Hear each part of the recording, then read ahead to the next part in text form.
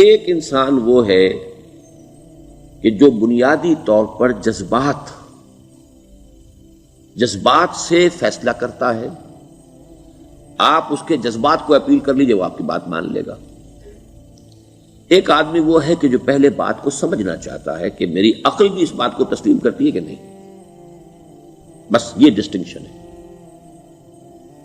جو شخص چاہتا ہے کہ پہلے سمجھوں پھر مانوں، وہ انٹلیکچوئل ہے، چاہے ان پڑھ ہو. An absolutely illiterate person can be an intellectual and a PhD can be a جذباتی آدمی. پی ایچ ڈی ہونے سے کیا ہوتا ہے؟ ایموشنل ہو سکتا ہے. پی ایچ ڈی تو اس نے کی ہے کیمسٹری میں کی ہے، کسی اور میں کی ہے، بہت دیر تک بیٹھا رہا ہے بیچارہ، اور وہ بہت سے اسٹیٹسٹکس جمع کیے ہیں، ڈیٹا فراہم کیا، اس کے اوپر کوئی ایک پیپر لکھ دیا، پی ایچ ڈی ہو گئی. ضروری نہیں کہ پی ایچ ڈی اس کے اندر کامن سینس بھی ہو. کامن سینس بہت بڑی ریئر سینس ہوتی ہے. It's called common sense but rarely found. اسی طریقے سے سمجھ لیجئے الٹریٹ شخص بھی ہے، لیکن یہ کہ اگر اس کا مزاج ایسا ہے، اس کی ایک شخصیت ہے کہ وہ پہلے بات کہتا ہے، بلکہ بات پہلے مجھے سمجھاؤ. وہ انٹلیکٹ سے یو کین اپروچ ہم تھرو ہز انٹلیکٹ. یو میں سے کہ اس کے جذباتی سٹرکچر، اس کا ہارٹ، اس کے اور آپ کے درمیان اس کا انٹلیکٹ حائل ہے. You have to go through it. You can't reach his heart except through his intellect. ایک آدمی وہ ہوتا ہے جس کا یہاں کچھ ہے نہیں، کوئی نظریہ نہیں، کوئی خیال نہیں، نہ وہ عقل سے کوئی زیادہ سوچتا ہے، نہ کوئی. آپ نے اس کے اچھی بات کہی، اس کے دل میں اتر گئی. از دل خیزت بر دل ریزت. خلوص کے ساتھ آپ نے ایک بات کہی، بات اچھی تھی، اس کی فطرت نیک تھی، اس نیک فطرت اس بات جا کے اپیل کر گئی. And he starts going with you. میں نے تبلیغی جماعت کا اور ان تحریکوں کا جہاں تقابل کیا ہے کہ تبلیغی جماعت کی جو اپیل ہے ایموشنل ہے، انٹلیکچوئل نہیں ہے. وہ ایموشنلی اپروچ کرتے ہیں، اور جو ایموشنل پیپل ہیں وہ فوراً ریسپونڈ کرتے ہیں، پھر انہیں وہاں سے وہ اچک لیتے ہیں. نکلو اب اس ماحول سے، 3 دن کے لیے آؤ، 40 دن کے لیے آؤ، 4 مہینے کے لیے آؤ، جو بھی آؤ، 3 چلے لگاؤ، تاکہ ایک نئے ماحول میں لا کر ان کی جو ہے وہ ایک خاص قسم کی وہ ذہنی اور ان کی ایک مزاج کی ساخت بنا دی جائے. تو یہ طریقہ بہت صحیح ہے. It's very perfect. ان کی میتھڈالوجی میں کوئی لوپ ہول نہیں ہے، یہ میں آپ کو بتا دیتا ہوں. اس لیے کہ آج اس کے شخص کے دل میں ایک اچھا جذبہ ابھرا ہے، اور وہ کل ہو سکتا نہ رہے. یو کیش اٹ، ابھی کیش لو، ان سے نقد لو، نکالو بھائی، وقت نکالو، نقد. اور ان کا بڑا پیارا جملہ ہے، گھر گئے تو گر گئے. بڑا پیارا جملہ، گھر گئے تو گر گئے. یعنی یہی وعدہ تو کر لو نا کہ بھائی ارادے تو کر لو. بڑا پیارا انداز ہے یہ، بھائی ارادے تو کر لو. وہ ارادہ کر لیا تو آپ ایک وعدے کی وجہ سے بند گئے. اب یہ کہ اچھا بھائی چلو نکلو، اب نکل گئے تو پھر تو ان کے قابو میں آئی گئے. اب آپ انہوں نے 24 گھنٹے وہ آپ کو جو ہے اس میں رکھنا ہے کہ وہ آپ اپنی ساری سوچ وہ سب کی سب جو ہے وہ سب جاتی رہے گی. تو یہ اپنی جگہ پر it's a very perfect methodology, لیکن اس کی اپیل لمیٹڈ ہے to emotional people, not to intellectuals. ہاں ان میں ہیں پروفیسرز ہیں، یہ ہیں ڈاکٹرز ہیں، لیکن وہ ضروری نہیں کہ انٹلیکچوئل پروفیشنل ہے، ان کا ایک اپنا ایک سمجھ ہے، اس میں کام کرتے ہیں. تو یہ جو ایٹیچیوڈ ہے کہ ذہن کے راستے سے اپروچ کرنا، اسی لیے قرآن کی اپیل کیا ہے؟ افلا تعقلون، افلا یعقلون، افلا تذکرون. ساری باتیں عقل سے کہا. ابھی میں نے جیسا کہ آپ کو بتایا، قرآن تو یہ کہتا ہے کہ بغیر یا تو عقل سے بات مانی جائے گی، اور یا قرآن کی بات مانی جائے گی، یا رسول کی بات مانی جائے گی.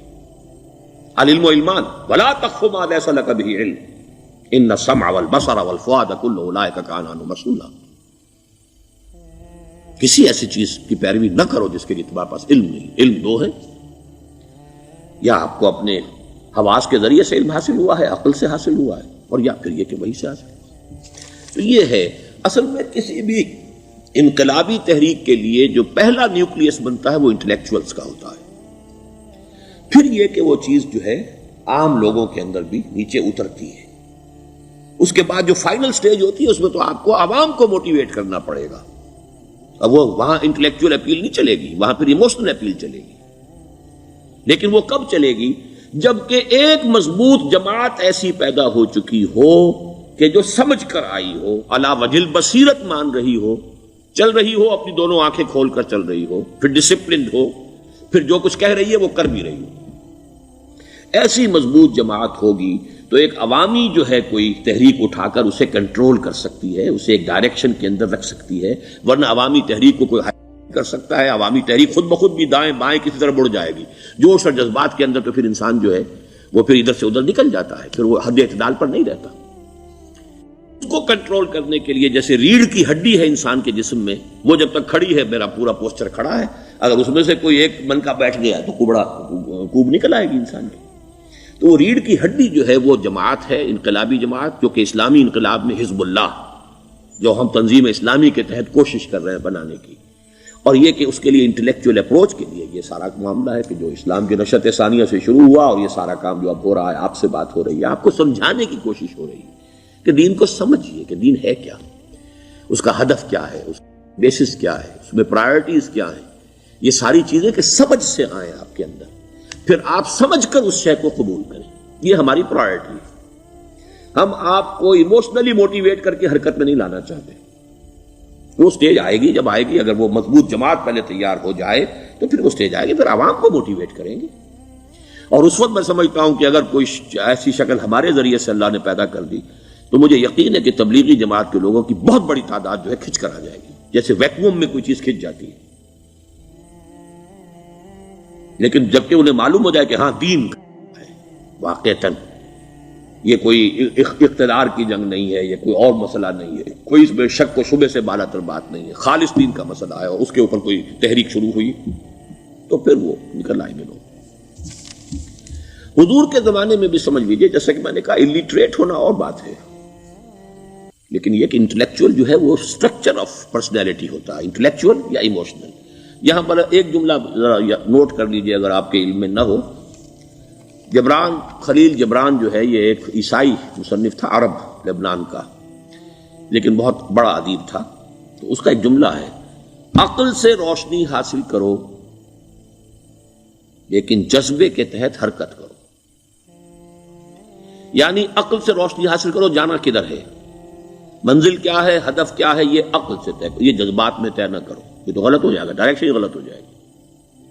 لیکن جب طے کر لیا، عقل سے پہچان لیا، دس از دی آئیڈیل، دس از دی گول، یہ میرا مقصود ہے، اب عقل کو ذرا ایک طرف رکھ دو۔ اگر عقل کو رکھا یہ چلنے ہی نہیں دے گی، یہ کہے گی کہ ذرا سوچو تو صحیح، بیوی بچے ہیں، یہ ہے، گھر بار ہے، یہ عقل تو پھر یہ سکھائے گی۔ عقل کے معنی باندھنے کے ہیں، یہ معلوم ہے آپ کو، عقل کے معنی باندھنا۔ اقال جو یہ عرب لوگ اپنے سر کے اوپر یہ لگتے ہیں، اقال، یہ کیا تھا اصل میں؟ یہ عرب بدو جب ہوتا تھا، بدو، وہ اپنے سر پر ایک رسی باندھ لیتا تھا کہ جہاں کہیں وہ اونٹ سے اترے گا وہ رسی اپنے سر پر سے کھولے گا اور اونٹ کا گھٹنا اس سے باندھ دے گا۔ ایک گھٹنا باندھ دیتا تھا تاکہ اب یہ اونٹ دوڑنے کے قابل نہیں رہا، 3 پاؤں سے اچک اچک کر، ادھر سے کوئی کیکر کا درخت ہے کچھ کھا لے گا، کہیں اور چلا جائے گا، دوڑ تو نہیں سکتا۔ اس رسی کو وہ اقال کہتے تھے۔ اب جب اس نے پھر چلنا ہے، سفر شروع کرنا ہے، وہ رسی اونٹ کے گھٹنے پر سے کھولی اور اپنے سر پر باندھ لی، یہ اقال تھا، جو اب یہ سنہری اقال باندھے پھرتے ہیں بادشاہ لوگ۔ That is the basis of their اقال۔ اسی لیے حدیث آتی ہے کہ ایک بدو، ایک عرب باہر سے آئے، اونٹنی کو انہوں نے بغیر باندھے، وہ مسجد نبوی سے باہر حضور نے دیکھا کہ وہ اونٹنی کو انہوں نے باندھا نہیں، اس کا گھٹنا، اور وہ چلے آئے۔ حضور نے پوچھا کہ تم نے اونٹنی کا گھٹنا کیوں نہیں باندھا؟ انہوں نے عرض کیا کہ میں نے اللہ پر توکل کیا۔ تو حضور نے فرمایا یہ غلط ہے، اعقلھا ثم توکل، پہلے اس کو باندھ دو پھر توکل کرو۔ اسباب اور وسائل و ذرائع کا استعمال یہ تم پر لازم ہے، لیکن توکل اس پر نہ کرو، توکل اللہ پر۔ یہ ہے بیسک جو یعنی بیلنسڈ رائے ہے کہ آپ ایسے بالکل اسباب سے مستغنی ہو جائیں تب بھی غلط بات ہے، آپ you do what ever you can do, لیکن یہ کہ اس کے بعد یہ نہ سمجھو کہ میرے اس کرنے سے کچھ ہو جائے گا، یا میرے وسائل اور ذرائع سے کوئی نتائج نکل آئیں گے، نتیجہ اللہ کے ہاتھ میں۔ تو اعقلھا ثم توکل، یہ اعقل، عقل کے معنی باندھنا، پہلے باندھو اس کو۔ تو اگر چلنے میں تو عقل کو ایک طرف رکھ دو، بے خطر کود پڑا آتش نمرود میں عشق، عقل ہے محو تماشائے لبے بام ابھی۔ عقل تو نہیں اجازت دے سکتی تھی حضرت ابراہیم کو کہ کود جاؤ آگ میں، عقل تو یہی کہتی نا کہ بابا جان خامخواہ دینی ہے، اگر تم اپنے آپ کو بچا لو گے، اس وقت کوئی ہیلا کر لو، کوئی